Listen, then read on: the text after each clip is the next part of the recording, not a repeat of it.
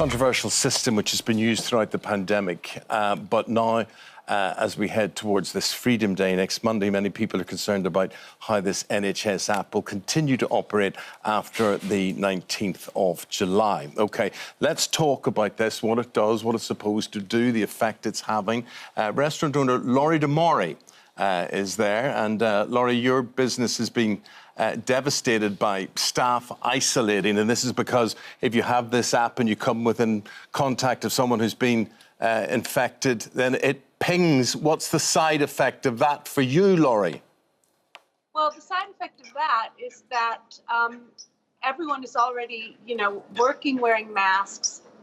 We've spaced our tables out further. We're working kind of harder and with more difficulty. And as the staff were pinged one by one, people had to, well, we weren't really clear. That's one of the problems, is we were told to self-isolate when you got the ping. And we called the help number, and the help number basically gave us conflicting advice. You don't have to, you can if you want, you absolutely must. And we, of course, are concerned about taking care of each other and of the community, and we took the safe route and closed. But that is devastating for a business that's had to open and shut like a clam for that actually was very, very brave of you, bearing in mind that you are not legally obliged to close, and you thought, right, we're going to do the right thing. But then I'll put it to you, how do you run and how do you pay for your business? Well, I think one of the things that's especially devastating about this is that we were required to be closed until April, and we had to hire more staff because we used to be counter service and now we're table service.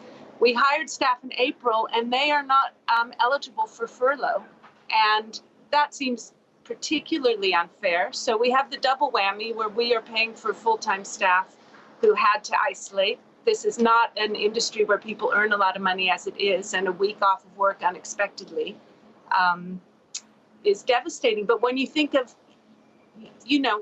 were we just going to send everyone to work knowing that they had been contacted by the app? And what if people had gotten sick? And what if customers had gotten sick and we said that we knew we had been pinged and we just ignored it? I think one of the big problems is that the advice is not clear. And if you call the helpline and you cannot get clear advice from the helpline as an employer, what do you do? I mean, hopefully you make so the advice is not clear. Yeah, and that's what we're hearing. We've got Dr Nighat with us today. We're hearing this a lot. The general public, business owners saying, well, it's not clear. I mean, we heard Lori saying that. She tried to do the right thing, called the helpline, and even then the advice isn't clear. And I commend Lori for doing that. And actually, she's just highlighted all the problems that we were seeing as GPs in general practice. So I had the NHS Test and Trace app because that's what everybody was told to download it, and I kept on being pinged. The nature of my work is that I'm going to have a lot of people that I'm going to come into contact with who might have tested positive for COVID. The annoying thing also was that actually there was a delay in the system as well. So our receptionist actually got a ping 5 days later saying, you should be in isolation. But for 5 days, she hadn't been. Can we just in my surgery, working, seeing patients. Let's, Nighat, let's just tell people what the Test and Trace app does, how it works, because so many people don't have it, who never downloaded it now, and some people who've got it are saying, I'm not sure I want it anymore. How does it actually work? So 30 million people have downloaded the NHS Test and Trace app. It's important to know there's 3 different apps out there. So you've got the Test and Trace app, which is by NHS Digital. What that does is it just allows you to know what cases of positive COVID are around you and where and how you can book the test. And so then you go away and then get your either walk-in or as a PCR test, or you have it in a drive-through. Or you can have it come through your post as well at home. Then we've got the Zoe Symptom Study app, which is run by Professor Phil Spector, which is actually a very useful app because what we're doing is we're seeing people self-reporting symptoms that they're experiencing in the community, which allows us as clinicians to know, oh, actually, maybe there's a variant out there and this is how we can look at it and what symptoms or it's spiking in certain areas. Exactly. And then there's the third app as well, which is just the NHS app, which allows you to have your status for your vaccination passport. So those are the passports that we've been hearing a lot about. So you show that to a venue saying that, or airport saying, I've got my vaccination, I'm allowed to fly. But we come back to Lori's point, which is the lack of clarification, the lack of direction. from government. And Laurie, I put it to you, right? You've done the right thing. You've been very self-effacing. You've done the right thing about all of this. Say you've got a competitor 100 yards down the road who just switches their app off and, you know, fingers in the ears, what they don't hear doesn't affect them. Does that not worry you? You know, I think that I think this app is working in the way that it's working too late. It would have been useful in January and February when people were isolating. If we're going to be back out in the world, I think it would be useful to know that that app could give us information as to what is happening in our environment, that there still are lots of people with COVID around us and that we need to know. It's a way of sort of taking the temperature.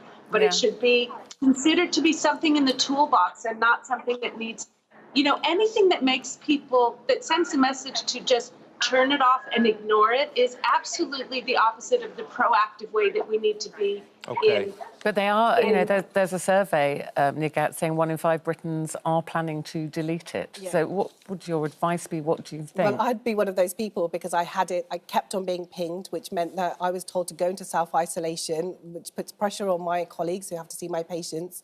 And Laurie made a really good point. If you're going to turn off an app which allows you to have notifications of what COVID cases are around you, then it really isn't working. I think that there has been miscommunication, but also in the fact that it's slightly maybe oversensitive as well. And it would have been useful at the start of the pandemic. Now we've got the vaccination programme, which is going from strength to strength. And so people are getting coverage in regards to antibodies forming. So what role does it really play? It doesn't surprise me. I think that the next thing is that Sajid Javid has said that from the 19th of June, you don't have to self-isolate now. July, So it's July, sorry, thank you for correcting me in that. And so the role of this is coming to question. So it doesn't surprise me that people want to delete it. But it's still there. Who wants to delete it? Well, doesn't surprise you that people... But there's still no official guidance on it. I mean, No. do you listen to it? Do you not listen to it? It's a helpful, it's a useful tool, perhaps, but can people afford to obey it? That's the other question. Can people afford to go into self-isolation, especially when you, like Laurie is saying, she's closing her business and people can't earn? And that is when the public are making up their own mind when it comes to using the test and trace app. Yeah. But if you are having symptoms, the guidance is please still get yourself tested and please go for a PCR test. If you have no symptoms, you should be doing twice weekly lateral flow tests. Which I know that Laurie does with her staff. Laurie, just a quick final word with you. Have you deleted the app? I have not deleted the app, but I have disabled the test and trace notification. I'm double vaccinated. I wear a mask all day during work, and I test twice a week, as does the rest of the staff. And that feels, we're also in an outdoor location, so that feels like we are actually doing every single thing that we can do. OK, thank you. Thank you. Appreciate hearing from you, Laurie. Thank you very much indeed. Lori De Mori, so much. That's from her Towpath Cafe in Hackney, and Dr Nighat Arif, thank you very much indeed. Would I be fair to say clear as mud at the end of all of that? Is that too hard? Oh, gosh. Do you know, there's lots of things at the minute, mask wearing, social distancing, that they're getting rid of, that even as clinicians, we are finding a difficulty getting to grapples with that. And also, if you are double vaccinated, not to self-isolate, but yet we know that the virus incubates for 10 days.